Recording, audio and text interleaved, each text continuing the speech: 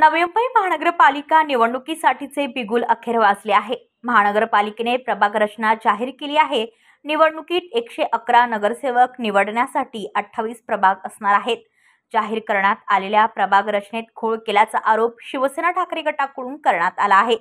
चुकीच्या पद्धतीने वॉर्ड रचना करून एकसंघ असलेला रहिवासी विभाग तोडून टाकले आहेत। सत्ताधारी भाजप आणि शिवसेना शिंदे गटाच्या वर्चस्वासाठी प्रभाग रचनेत गंभीर चुका करण्यात आल्या आहेत। एकीकडे मतदार याद्यात घोळ घातला असताना दुसरीकडे सत्ताधाऱ्यांसाठी प्रभाग रचनेतही निवडणूक आयोगाने चुका केल्या आहेत। त्यामुळे प्रभाग रचनेत सुधारणा न केल्यास जन आंदोलन करण्याचा इशारा ठाकरे गटाने दिला आहे।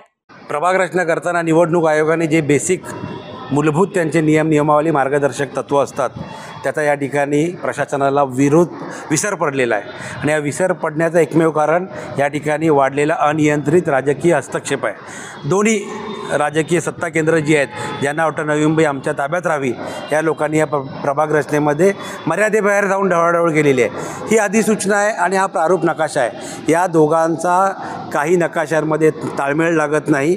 नकाशा आणि अधिसूचनेतली व्याप्ती यांचं एकमेकांशी मेळ लागत नाही। नकाशा आणि उत्तर, पूर्व, पश्चिम, दक्षिण ह्या ज्या दिशेला ज्यांनी वर्णन केलेलं आहे त्याचा मेळ लागत नाही।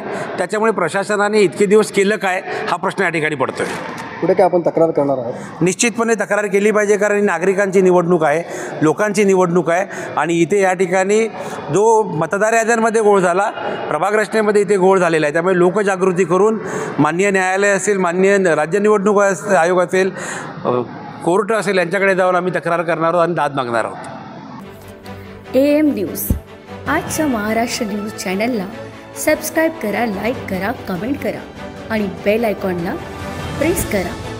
एक पाऊल सत्याकडे, प्रत्येक विभागाचा हक्काचा व्यासपीठ आजचा महाराष्ट्र